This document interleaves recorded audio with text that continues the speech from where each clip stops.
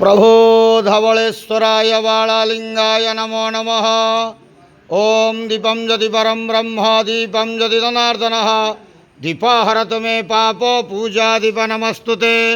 अहे धवलेश्वराय बालालिंगाय नमो नमः। संसार सुखी रखंतु। आज शुभ शनिवार रे समस्त श्रद्धालु भक्त मानू आश्रीपद करंतु।